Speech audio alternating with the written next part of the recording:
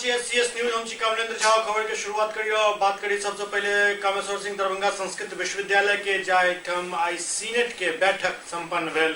कामेश्वर सिंह दरभंगा संस्कृत विश्वविद्यालय में सीनेट के एक दिवसीय बैठक संपन्न भेल। बैठक में लगभग 300 करोड़ के बजट के पास कल गेल। बजट सत्र के दौरान कई वक्ता अपन बात रखलन। सबसे पहले vice chancellor professor Sarvanarayan Jha द्वारा प्रस्ताव रखल गेल, ओके बाद एमएलसी दिलीप चौधरी द्वारा एकर समर्थन कल गेल और ओकरा बाद वक्ता सबके बाजी के दौर शुरू भेल। सब अपन बात रखलन। पूरा मामला पर विधान परिषद सदस्य दिलीप चौधरी से बातचीत कलौं और उनका से जानना चाहलौं जे आखिरकार विश्वविद्यालय के रचनात्मक सहयोग किया नहीं भेट रहा है, वो पूरा विस्तार से पर बतौलन। उनका से एक खास सवाल ये पूछलूँ जे आखिरकार विश्वविद्यालय के पास जे भू संपदा अछि ओकर व्यावसायिक उपयोग किया नहीं होइत अछि आर्थिक स्थिति के उन्नत करबाक लेल। जाय के बाद वो सीनेट के बैठक में एहि बात के उठेलन और हर सदस्य एहि बात के मेज थपथपा कर स्वागत कलन। अंत में वाइस चांसलर द्वारा पूरा सीनेट के बैठक के विस्तृत जानकारी देल गेल।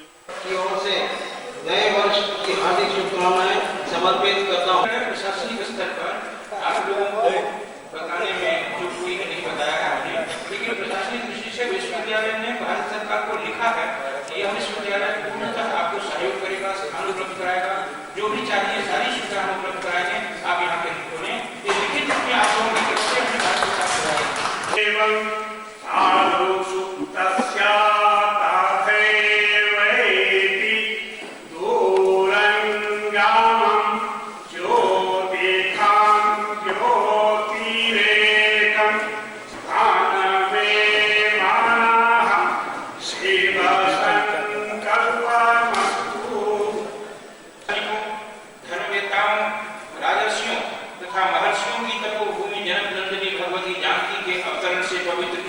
की पवित्र भूमि में आप सभी का समवेत रूप से स्वागत करते हुए हमें आनंद की अनुभूति हो रही है।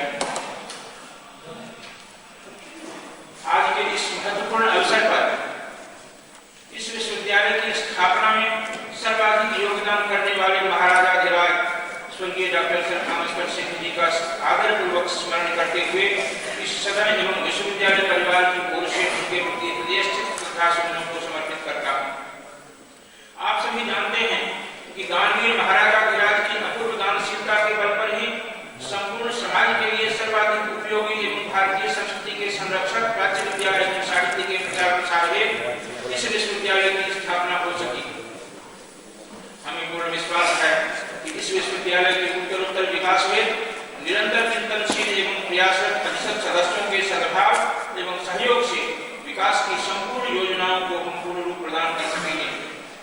आप सभी अनुभवी, कर्तव्यनिष्ठ, नियमित तथा सम्मानित सदस्यों का सहयोग हमें विश्वविद्यालय के विकास के साथ साथ इस सदन की कार्यवाही के नियमानुकूल संपादन में सर्वदा प्राप्त होता रहा है तथा हमें पूरा विश्वास है कि आपका सहयोग हमें पूर्व की भांति आगे भी प्राप्त होता रहेगा।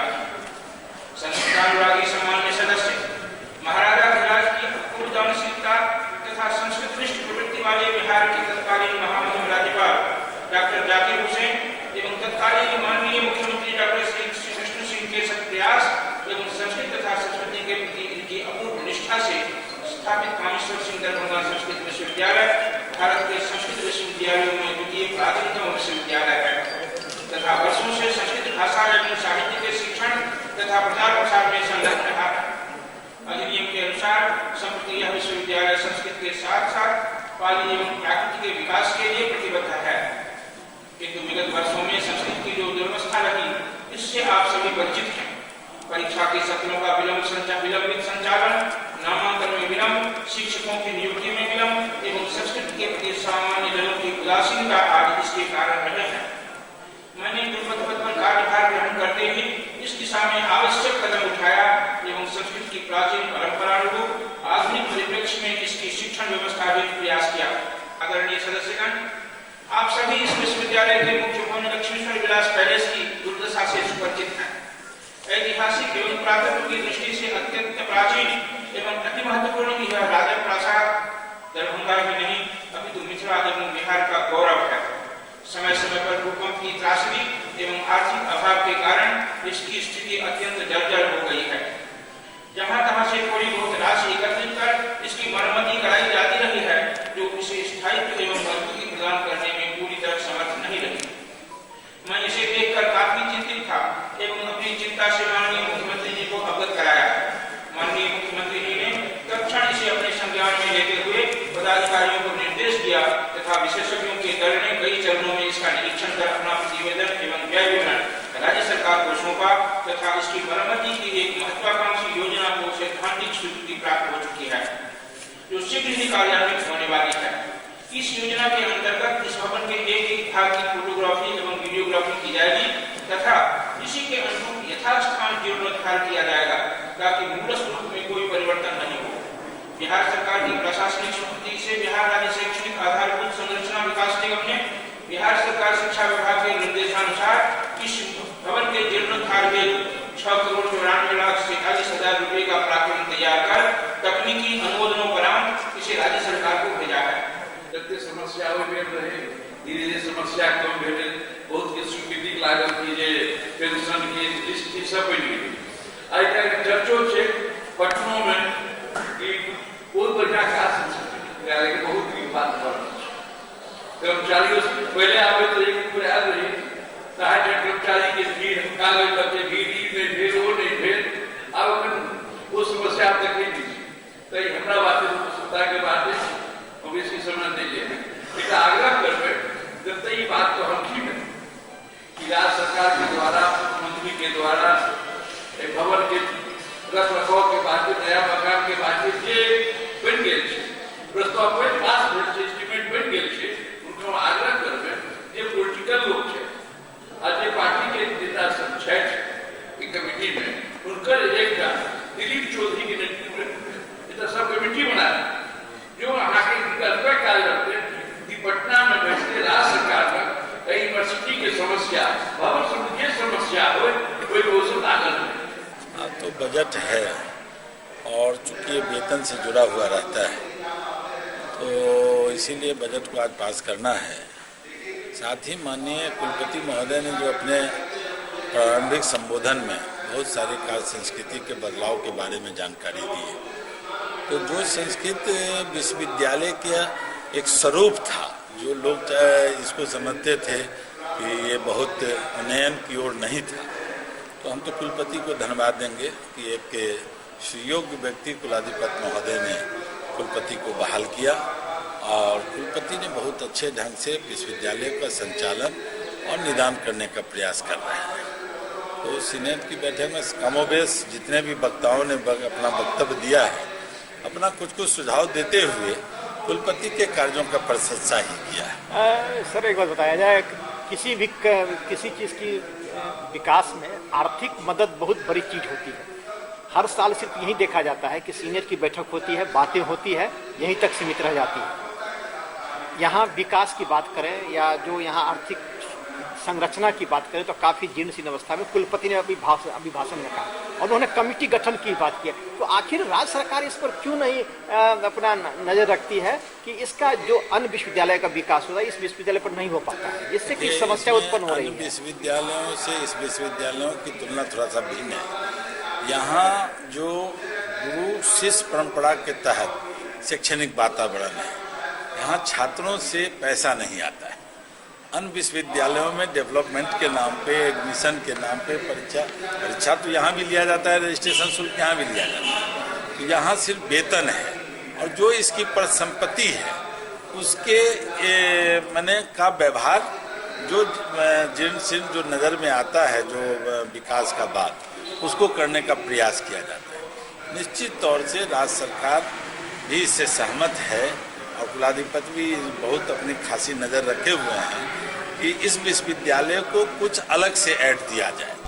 और हम समझते हैं कि आने वाले दिनों में संस्कृत विश्वविद्यालयों में आर्थिक तंगी की तो कमी नहीं रहेगी, लेकिन विकास की दिशा में भी जो भी प्रपोजल कुलपति बना के कुलाधिपति और राज्य सरकार को देंगे, दोनों में उनको सहयोग मिले। सर, इस विश्वविद्यालय के पास अपार भू संपदा, उसका व्यावसायिक उपयोग क्यों नहीं किया जाता है आर्थिक उन्नति के लिए? व्यवसायिक करने के लिए परमिशन की आवश्यकता पड़ेगी, तो आपने इस ओर ध्यान आकृष्ट कराया है।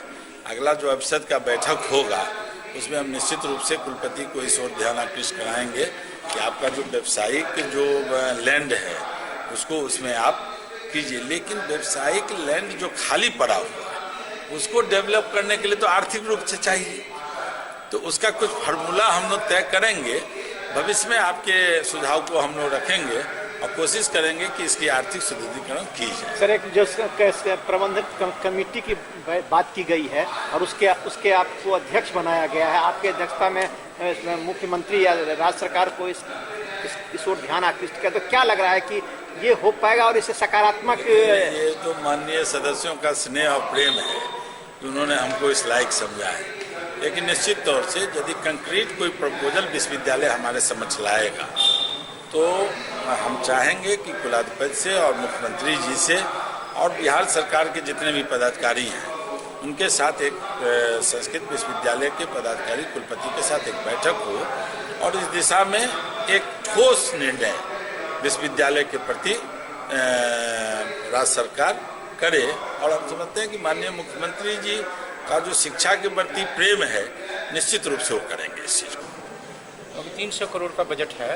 जिसे सर्वसम्मति से पारित किया गया है, और जो महत्वपूर्ण विषय है सबसे कि छात्रों का विश्वविद्यालय के अधिकारियों, शिक्षकों और कर्मचारियों में और संस्कृत के प्रति कैसे निष्ठा हो, उनका विद्यार्थियों का कैसे परिपोषण किया जाए, छात्र संख्या में वृद्धि हो, शास्त्र की रक्षा हो। जो मिथिला की पुरानी परंपरा थी कि मिथिला के पंडित, यहाँ के विद्वान पूरे देश विदेश में जाने जाते थे, फिर से उसकी स्थापना हो, सर्वतोभावेन उसी पर बल दिया गया। सर, क्या कुछ महत्वपूर्ण देखिए, हमारी पुरानी परंपरा रही है, जैसे आज भी हमने सर गंगानाथ झा का नाम लिया, उनका एक सिद्धांत था, सर गंगानाथ झा या महामहोपाध्याय उमेश मिश्र, कि ट्रेडिशनल स्कॉलरशिप हो और मॉडर्न टेक्निक हो। तो बिना मॉडर्न टेक्निक के आज के युग में अगर सीधे ट्रेडिशनल स्कॉलरशिप रहेगा तो मार्केटिंग नहीं होगी। तो हम अपने विद्यार्थियों को संस्कृत के साथ साथ अंग्रेजी पढ़ाएं, कंप्यूटर साइंस पढ़ाएं, और आज की दुनिया में जैसा आदमी चाहिए, जिस तरह का विद्वान चाहिए, जिस तरह की आवश्यकता समाज को है, उस तरह के हमारे छात्र तैयार होकर निकलें ताकि उनकी आज गुणवत्ता रहे और यह लगे कि वे भी दुनिया में अभी एग्जिस्ट कर रहे हैं। सर, आप कार्यकाल ग्रहण करने के बाद आपने कहा था कि हमारे कोष में सिर्फ 10,000 रुपये हैं। हाँ। और जहाँ तक आपने तब से लेकर अभी तक आप राशि का रोना रो रहे हैं, विश्वविद्यालय रो रही है, तो सर इस पर क्या कुछ विश्वविद्यालय में हो रहा है और क्या सीनेट में कुछ इस पर चर्चा हुआ? आपने कमेटी गठित करने की भी बात की है। देखिए, जो आर्थिक स्रोत वाली बात है, एक विश्वविद्यालय की बात नहीं है। एक तो सरकार ने मदद करना शुरू किया है।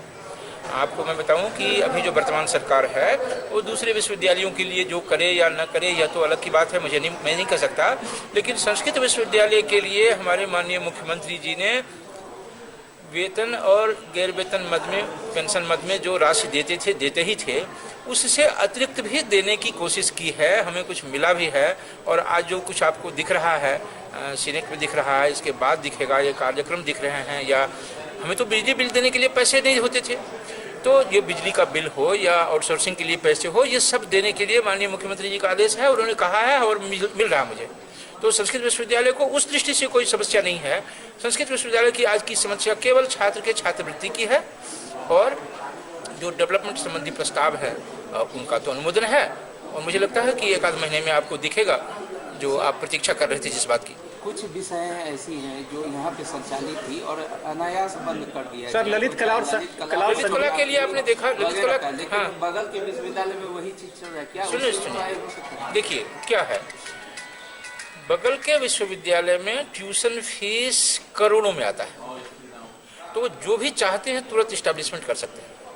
हम तो परीक्षा फीस भी विद्यार्थी को मदद करते हैं कि परीक्षा फीस भी ले लो लेकिन पढ़ने आओ। तो हमारा आंतरिक स्रोत उस दृष्टि से नहीं है। ललित कला विभाग की बात मेरे दृष्टि में आई, और हमने अभी अपने इसमें अभिभाषण में इसकी चर्चा भी की है कि ललित कला विभाग को ठीक से स्थापित करना है, और उसके लिए राजभवन से पत्राचार हुआ था। राजभवन ने कहा था कि आपके पास संसाधन हैं क्या? यदि संसाधन हैं, आपके पास पद स्वीकृत है, आप अपॉइंटमेंट कर लीजिए, हम आपको स्वीकृति दे देंगे। समस्या यहाँ ये हो रही थी कि मेरे पास तो पैसे नहीं हैं, हम अपॉइंटमेंट कर लेंगे, वेतन कहाँ से देंगे? तो विश्वविद्यालय का कहना था कि अगर अपॉइंटमेंट कर लेंगे तो वेतन कहाँ से देंगे, पहले स्वीकृति दीजिए फिर हम अपॉइंटमेंट करेंगे। और उनका कहना था कि अपॉइंटमेंट करिए तब स्वीकृति देंगे। हमने राजभवन से बात की है, राजभवन बिल्कुल सकारात्मक रुख का है। महामहिम चाहते हैं कि ललित कला विभाग स्टैब्लिश हो। उन्होंने पर्टिकुलरली भरतनाट्यम की बात कही कि भरतनाट्यम जैसी चीज़ आपके पास है, उसको प्रमोट करिए। तो मुझे पूरा विश्वास है कि आने वाले दिनों में ललित कला विभाग आपको गुलजार दिखेगा, वहाँ एडमिशन होंगे, नियुक्तियां भी होंगी। खसरा और रूबेला के टीकाकरण अभियान के लौकर दरभंगा के समाहरणालय सभागार में जिलाधिकारी की अध्यक्षता में एक मीडिया वर्कशॉप के आयोजन किया गया। दरभंगा के समाहरणालय सभागार में जिलाधिकारी डॉक्टर चंद्रशेखर सिंह की अध्यक्षता में मीडिया वर्कशॉप के आयोजन किया गया, जाहि में खसरा और रूबेला टीकाकरण अभियान के सफल बनावे के अपील किया गया। बैठक में टीकाकरण अभियान से जुड़ल तमाम सदस्य और पदाधिकारी उपस्थित चला। जिलाधिकारी अपील करें जे एहि अभियान के सफल बनायल जाए ताकि कोनो बच्चा एहि टीकाकरण अभियान से छूटे नहीं। इसका शुरुआत 15 तारीख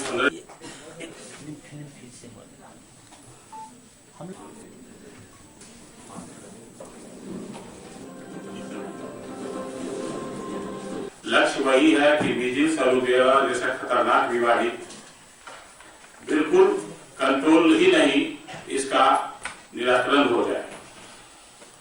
और इस संबंध में एक बहुत महत्वपूर्ण बात यह है कि ये कार्यक्रम 9 महीना बच्चे के 9 महीना उम्र से लेके 15 साल तक के बच्चों के बीच में दिया जाएगा, जिसमें सभी विद्यालय में यह कार्यक्रम शुरू किया जाएगा। इसमें कोई बहुत ज्यादा प्रॉब्लम नहीं है। कुछ ऐसी पॉइंट है जो इसको हम लोग को समझ लेना पड़ेगा, जैसे कि इसमें कोई तरह का रिएक्शन नहीं होता है। अगर किसी तरह का एनाफिलेक्टिक रिएक्शन या कोई भी तरह का रिएक्शन हल्का फुल्का भी होता है तो वह तुरंत ठीक होने वाला रहता है, जिसकी पूरी व्यवस्था टीम के साथ रहेगी और इस तरह का बात नहीं होगा। इसलिए मीडिया कर्मियों से मेरा अनुरोध होगा कि इस संबंध में इसकी पूरी जानकारी हर पब्लिक को हो जाना चाहिए, ताकि यह कैंपेन चलाने में कोई तरह की असुविधा नहीं हो। दूसरी बात है, यह पोलियो से थोड़ा डिफरेंट इसलिए है कि पोलियो में ड्रॉप के रूप में यूज होता था, यहाँ इंजेक्शन होगा और इंजेक्शन के बाद लोग थोड़ा घबराते हैं कि इंजेक्शन हो सकता है कहीं रिएक्शन नहीं करे, लेकिन वो सब क्या कोई तरह की बात नहीं होगी। और इस कार्यक्रम के शुरुआती स्टेज में जो है ऐसे सारा चीज कंप्लीट कर लिया गया है, लेकिन अभी कुछ बाकी है, जिसका कि आज यह भी एक पार्ट है ओरिएंटेशन वर्कशॉप। इसलिए हम चाहेंगे कि इसकी शुरुआती करके इसमें डिफरेंट तरह का प्रेजेंटेशन के द्वारा WHO, यूनिसेफ सभी के द्वारा प्रेजेंटेशन करके और डिटेल्स में इसकी जानकारी दी जाएगी। में तो हम दे रहे हैं तो 9 महीने के बच्चों को दे रहे हैं, और फिर उसके बाद जो है सो 15 महीने से लेकर 1.5-2 साल तक या 1.5 से 2 साल तक के बच्चों को दे रहे हैं। 2 वैक्सीन देंगे, तो ये अपॉर्चुनिटी लिमिटेड है। अभी जो हम देंगे रूटीन इम्यूनाइजेशन सिर्फ 2, लेकिन ये जो कंपेन कर रहे हैं ये लाइफ टाइम अपॉर्चुनिटी है भारत के लिए, क्योंकि 15 साल तक के बच्चे जो कि दूसरे में संक्रमण पहुंचा सकते थे, और याद रखिए सबसे संक्रामक बीमारी है अभी। और इस एक वैक्सीन जो हम लोग मीजल्स अब तक दे रहे थे उसको हम लोगों ने रिप्लेस किया मीजल्स रूबेला, क्योंकि रूबेला भी एक खतरनाक बीमारी है। अगर ये किसी गर्भवती महिला को जिस समय गर्भ आए उस समय अगर उसको रूबेला का संक्रमण हो जाए तो उसके गर्भस्थ शिशु का या तो एबॉर्शन हो सकता है, या बाद में उसको जिसको हम लोग मिडिल्स rubella syndrome, congenital rubella syndrome बोलते हैं, अगर हो गया तो मंद बुद्धि हो सकता है, उसकी आंख की रोशनी जा सकती है, बहरा हो सकता है, हार्ट में उसको एक बीमारी होती है PTA, और भी कई बीमारियां होती हैं। तो वो बच्चा जिंदगी सफर करता है इन बीमारियों से। तो रूबेला को भी इसमें शामिल किया गया। अभी हम लोग इसको इलिमिनेशन के दौर में ले जा रहे हैं, इरेडिकेशन नहीं। इरेडिकेशन मतलब पूरी दुनिया से मिटा देंगे, क्योंकि अगर एक अफवाह हमारे खिलाफ में आप डाल देंगे, एक जानलेवा महासंक्रामक बीमारी है जिससे 41 करोड़ बच्चों को पूरे देश में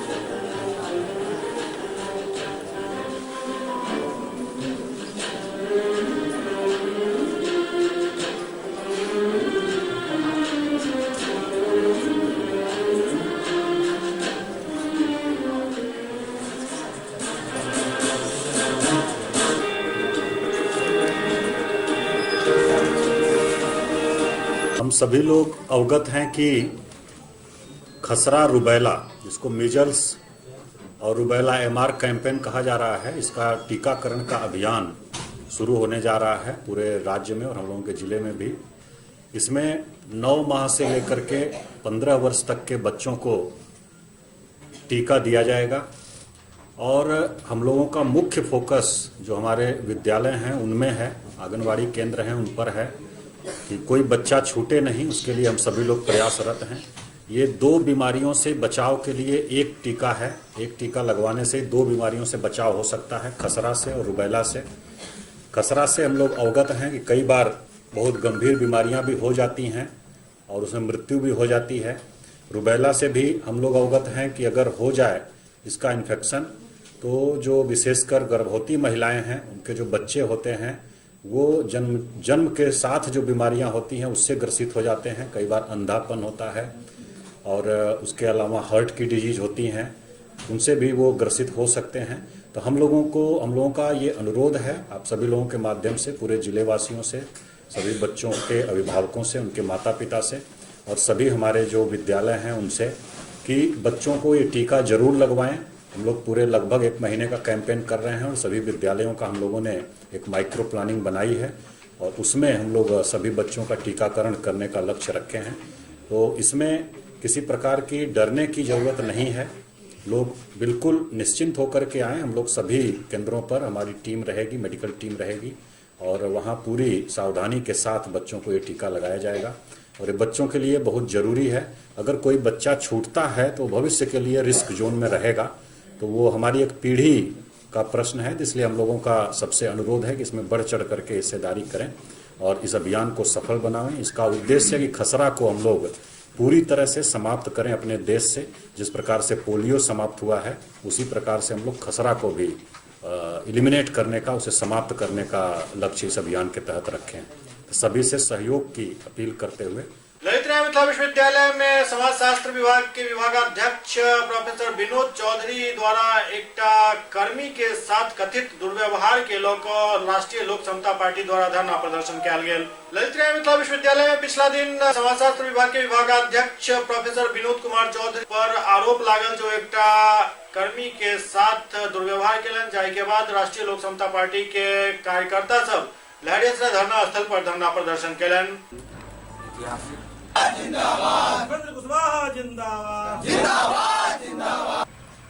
हम कहना चाहते हैं, कल जो यूनिवर्सिटी में पूर्व एमएलसी विनोद चौधरी जी एक दलित को जिसके कारण प्रणाम नहीं किया, उसके कारण उनको बेइज्जती की गई और हाथ भी चलाया गया।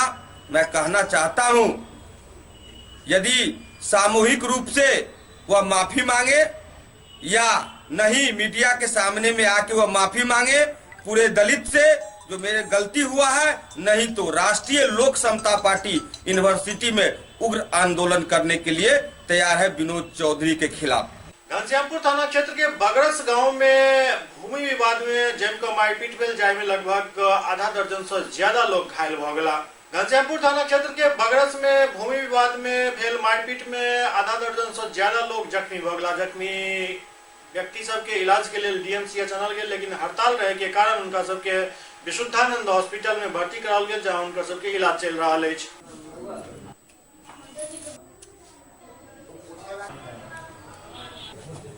मारपीट हुआ था। कथी के लिए? हमारे घर के पास मट्टी खोद दिया था किरान से, तो हम लोग बोला कि भाई ये हमारा मट्टी काहे खोदते हैं, तो इसके लिए वो लोग लड़ाई किया, मारा पीटा। जमीन रोड पर माइट खून के लेते रहे खातिर बचली तो क्या सब ओकर जमे आ रहे बेटी रहे। तो तोरा किया मारलको, तू की कर गेल रही? भाई जी को मारलके तो हम कहलिए पकड़े ले। रास्ता पर माटि ले छे जेसीबी से माटि ला रहल छले, ओइ के लिए रोके ने गेले। वो अपना तरफ से माटि पूरा काट लेके, हमारे तरफ हमरो तरफ से पूरा काट लेके। ओइ के रोके के लिए गेलिए तो हमरा मारल के तो बचबे के लिए हमार बहुत आदमी गेले, सदस्य परिवार सबके, यानी एक दूसर से फरसा से ग्रास से सब चीज़ से काटे चालू कर देते तब वो नहीं कुछ तब बाद अपन जे जना भले से मार्केट में निकल गले फिर पैसा लावे के लिए तो फिर यानी फरसा चला देके दबिया चला देके कता चला बहुत चीज़ कर लगे मार्केट रोड़ा पत्थर सब चालू कर। कौन कौन लोग थे? महेश्वर यादव, महावीर यादव, तब श्याम यादव, भूमि यादव, तकर बाद राम सेवक यादव, दसई यादव, सिकंदर यादव, वीरेंद्र यादव, राम बाबू यादव। तो इस लोगों को पूर्व का भी इतिहास है मारपीट का? हाँ सर है। ये कल शाम में मेरे यहाँ करीब 8 मरीज आया था। सब मारपीट का मामला प्रतीत हो रहा था। पूछताछ के दौरान बोला गया कि आपस में मारपीट हुआ है, तो हम लोग पुलिस को इन्फॉर्म करके लहरिया साई थाना को इन्फॉर्म करके हम लोग इलाज शुरू किए। अभी तक मरीज सब स्टेबल है, सारा का सब कुछ ठीक ठाक है। सबको हेड इंजरी हुआ है, शार्प कटिंग है, सबको टाका लगा के भर्ती किए हैं। अभी तक सारा मरीज ठीक ठाक। सीएस न्यूज में अखन वक्त भर रहा है। ब्रेक के बाद समाचारक सिलसिला जारी है।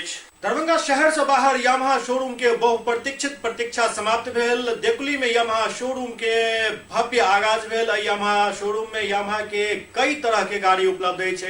48,000 से लऽ 3 लाख तक के बाइक उपलब्ध है और नया साल के मौका पर एठम विशेष ऑफर के प्रावधान सेहो कयल गेल अछि। तो देर नहीं करू, जल्द पहुंचू यामाहा शोरूम और लिया अपन मनपसंद गाड़ी। ब्रेक के बाद पुनः स्वागत है। स्वामी विवेकानंद जी के जयंती के मौका पर ललित नारायण मिथिला विश्वविद्यालय के जुबली हॉल में एक कार्यक्रम के आयोजन कयल गेल, जेकर अध्यक्षता vice chancellor professor Surendra Kumar Singh Kellen. Lalit Narayan Mithila विश्वविद्यालय के जुबली हॉल में स्वामी विवेकानंद जी के जयंती के मौका पर एक कार्यक्रम के आयोजन कयल गेल। सबसे पहले एहि कार्यक्रम के दीप प्रज्वलित कऽ VC और अन्य सदस्य द्वारा उद्घाटन कयल गेल। तकरा बाद स्वामी विवेकानंद के व्यक्तित्व और कृतित्व पर विस्तार से प्रकाश डालल गेल। लखीसराय के संत माइकल स्कूल में स्वामी विवेकानंद जयंती के मौका पर भव्य कार्यक्रम के आयोजन कयल गेल। लखीसराय शहर के नया बाजार स्थित संत माइकल स्कूल में स्वामी विवेकानंद जी के जयंती राष्ट्रीय युवा दिवस के रूप में मनाल गेल। विद्यालय के निदेशक सुनील कुमार शर्मा के अध्यक्षता में आयोजित जयंती में स्कूली बच्चा के साथ शिक्षक सब स्वामी जी के चित्र पर पुष्पांजलि अर्पित कर उनका नमन केलन। मौका पर विद्यालय प्रधान सुनील कुमार शर्मा जयंती समारोह के संबोधित करैत कहलनि जे स्वामी विवेकानंद जी अपन बुद्धिमत्ता एवं सदकर्म से विश्व में भारत के एक अलग पहचान दियौलनि।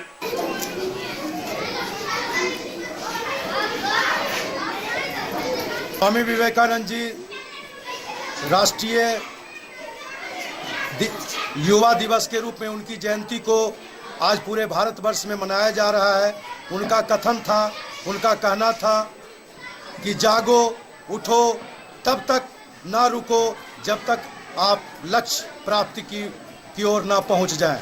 और इसी संकल्प को लेकर आज युवा पीढ़ी आगे बढ़ रहा है और यदि उनके द्वारा बताए गए रास्ते पर आज के युवा पीढ़ी चलते हैं तो अपने परिवार के साथ साथ देश का भी जो है प्रगति के मार्ग पर ले जा सकते हैं। सहरसा में चित्रांश युक्त कमेटी द्वारा स्वामी विवेकानंद जयंती मनाओल गेल। सहरसा के नया बाजार में चित्रांश युक्त कमेटी द्वारा युग पुरुष स्वामी विवेकानंद जयंती समारोह के आयोजन कयल गेल, जाहिमे मुख्य अतिथि के तौर पर डॉक्टर अवनीश कर्ण और डॉक्टर जगदीश चंद्रा दीप प्रज्वलित कऽ कार्यक्रम के उद्घाटन केलन। ओते कार्यक्रम में कई छात्र छात्रा के चित्रकला प्रतियोगिता में फर्स्ट एंड सेकंड स्थान पावे पर उनका सबके पुरस्कार देल गेल। इस दौरान डॉक्टर जगदीश चंद्रा बतौलन जे स्वामी विवेकानंद जी के बारे में जतेक तारीफ कयल जाए वो कम है।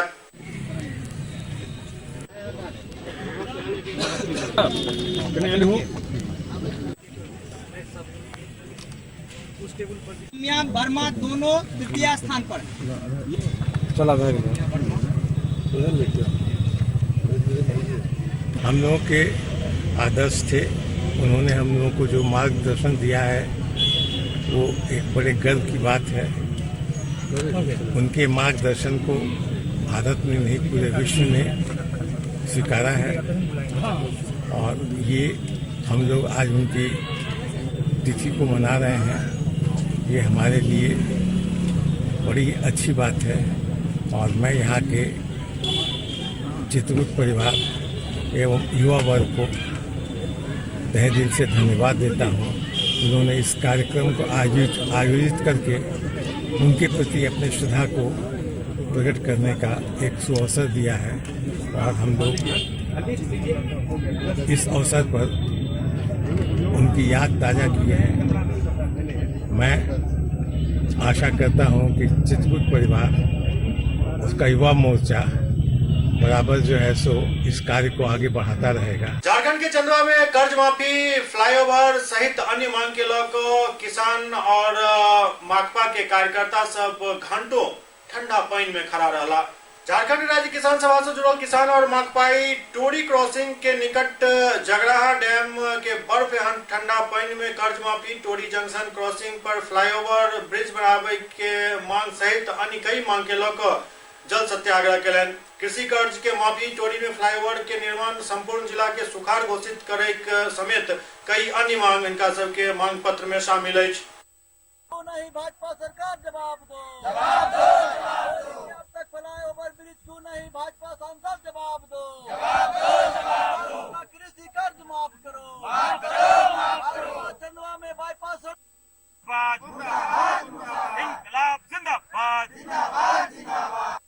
रेलवे क्रॉसिंग के निकट जगराहा डैम पर आज हम लोग का झारखंड राज्य किसान सभा की और सीपीआईएम की ओर से किसानों द्वारा यहाँ जल सत्याग्रह किया जा रहा है और इस जल सत्याग्रह के माध्यम से हम लोग किसानों की कृषि कर्ज माफ करो, पूरी रेलवे क्रॉसिंग में फ्लाईओवर ब्रिज बनाना होगा और सड़क बाईपास समेत अन्य मांगों को लेकर हम लोग जल सत्याग्रह यहाँ लगातार 2 घंटा से हम लोग कर रहे हैं। यहाँ कर्ज माफी के सवाल पर हमारे देश के भाजपा नेतृत्व वाली प्रधानमंत्री नरेंद्र मोदी सरकार ने किसानों के साथ वादा खिलाफी किया था। उन्होंने चुनाव में कहा था कि हम कर्ज को माफ करेंगे, लेकिन उन्होंने नहीं किया।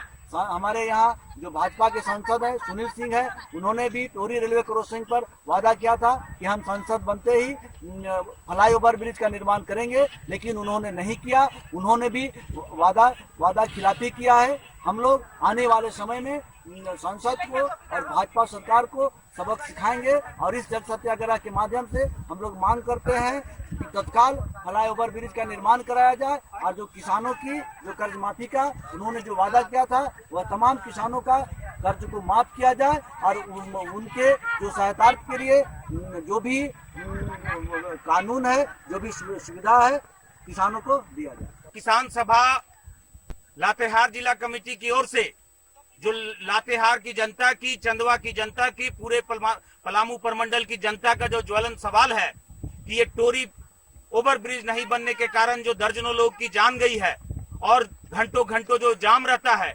उस सवाल को लेकर किसान का कर्ज माफी के सवाल पर, चंदवा में बॉक्साइड और कोयला से जो प्रदूषण फैल रहा है उन सवालों को लेकर यहाँ पर जो है आज किसान सभा की ओर से आज जो है इस जगराहा डैम में सैकड़ों किसान जो है आज इस पानी में जो है वो जल सत्याग्रह 2 घंटा से कर रहे हैं। हमारी मांग है कि अविलंब यहाँ पर ओवर ब्रिज बने। हमारी मांग है कि इस जगराहा डैम की सफाई हो। हमारी मांग है कि जो है वो चंदवा के में जो प्रदूषण फैल रहा है उसके लिए बाईपास बने और रेलवे में जो है क्रॉसिंग, रेलवे के अंदर जो कोयला और बॉक्साइड का जमावड़ा होता है उस पर रोक लगे। हमारी मांग है कि मोदी सरकार ने जो वादा किया था उसको पूरा कर। यहाँ की जनता, किसान, मजदूर, नौजवान सब तैयार है कि अगले लोकसभा चुनाव में इस मोदी सरकार को जो है खदेड़ देगी और जनता उस भाजपा सरकार को जो हिंदू मुसलमान और धर्म के नाम पर लोगों को लड़ाने के काम करती है, रोजगार को भूल जाती है, किसानों को भूल जाती है। लखीसराय में राजद विधायक प्रहलाद यादव द्वारा जमीनी विवाद में कयल गेल मारपीट के विरोध में एनडीए के एक बैठक आयोजित कयल गेल। लखीसराय जिला के पुरानी बाजार स्थित जिला परिषद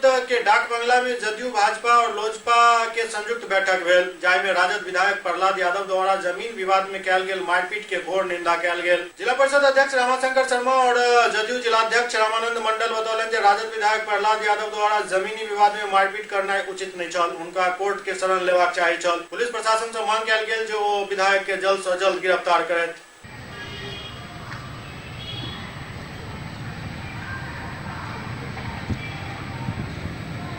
कॉन्फ्रेंस का मुख्य तात्पर्य ये है कि कल जो लखीसराय शहर के वार्ड नंबर 10 में जो घटना घटा, माननीय विधायक जी के तरफ से जो मारपीट किया गया वो बिल्कुल निंदनीय है और बिना सोचे समझे जो मारपीट किया गया और इसका प्रशासन तुरंत कार्रवाई की, और प्रशासन से भी हम आग्रह करते हैं कि न इसमें जांच करके तुरंत इसकी कार्रवाई होनी चाहिए कि इस तरह का घटना का पुनरावृत्ति ना हो। विधायक के द्वारा जो कल घटना हुई वह घटना काफ़ी निंदनीय और शोभनीय है। अभी के समय में नीतीश कुमार हमारे माननीय मुख्यमंत्री जी हैं और न्याय के साथ विकास उनका उद्देश्य है, और पूरे बिहार में कोई एमएलए एमपी मंत्री हो, कोई जो भी अन्याय कर रहा है वह बच नहीं पाता है।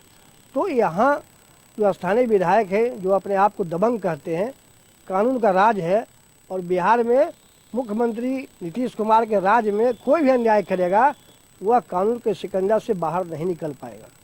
और कल की घटना हुई है वो काफ़ी निंदनीय है। हम मांग करते हैं प्रशासन से 24 घंटा के अंदर विधायक जी को हिरासत में ले, क्योंकि घर में बैठे हुए हैं। जैसा आप लोग बताए पत्रकार महोदय, तो घर में ही है, कहीं भागे हैं नहीं। तो अगर घर में है, प्रशासन से मांग करते हैं कि तुरंत वहाँ जाएं और रेड करें, और मिल जाएं तो तुरंत लाल किला के अंदर उनको भेजें, नहीं 24 घंटा 36 घंटा के अंदर कोर्ट से वारंट इशू करावे और उनके घर कुर्की जब्ती का भी कार्रवाई हो। पूरा मामला में विधायक प्रहलाद यादव तो के वक्तव्य से हो सामने आल हन, देखल जाए वक्तव्य। वहाँ पर मेरा मकान है, अब मकान के आगे जो है वो आशीष शर्मा नाम है और उसका भाई, दोनों क्या किया कि हमारे मकान के आगे रास्ता को घेर रहा था। हम कहा कि रास्ता नहीं घेरो, लोग निकलेगा कहाँ। जिस जमीन को घेर रहा है वह फर्जी दूसरे आदमी से कवाला करके और उस जमीन को घेर रहा है, जबकि उस जमीन पर हम पहले से जिसका रियल जमीन है उसको पैसा दिए हुए हैं।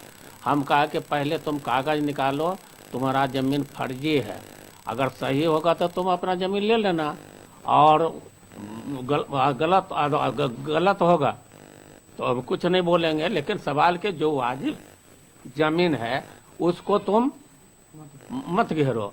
और यहाँ पर हम तुमसे पहले मकान है, घर है, यहाँ आना जाना होता है, तो सवाल है कि हम लोग क्या कर सकते हैं, हम लोग कहाँ से निकलेंगे।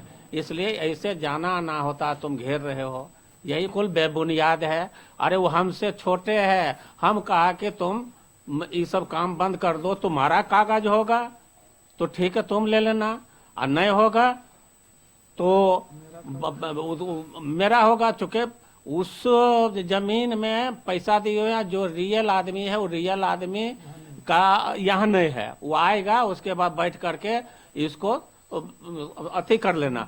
अगर तुमको समाधान नहीं होगा तो कोर्ट जाकर के समाधान करना, लेकिन हम लड़ना नहीं चाहते हैं। और फर्जी तुम जो कवाला करवाया है वो फर्जी कवाला के आधार पर तुम गलत मत काम करो। हम समझा रहे थे, हाँ वो छोटा था, हम अथी एक मार के समझा रहे थे कि अभी काम बंद कर दो। और उसमें तो आपका जमींदार भी आया, तो थानेदार भी आया, सब लोग आया, उसका वीडियो नहीं लिया, उसको वीडियो नहीं लिया, सिर्फ हमारा ही वीडियो लिया है।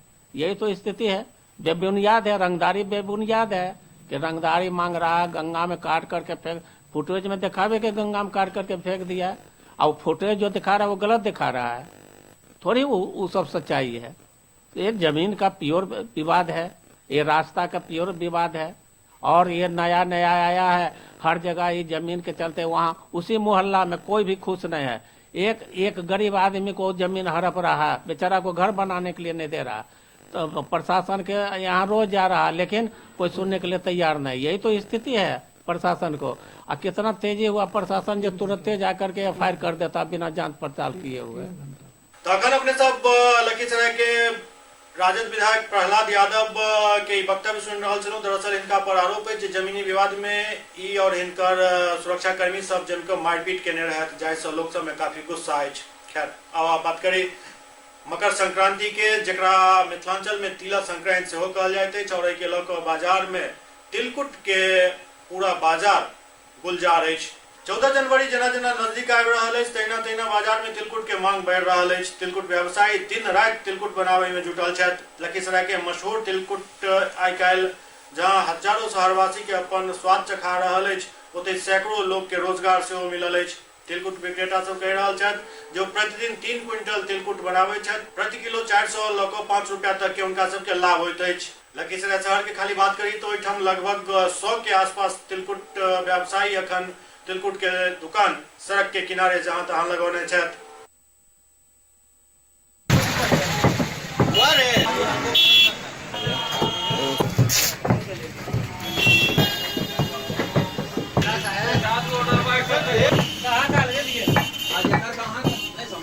SCS न्यूज के अंक में अखन एतबे, अगला अंक में फिर किछु और समाचारक संग उपस्थित है। तब तक अपने सब देखते रहो SCS न्यूज। नमस्कार।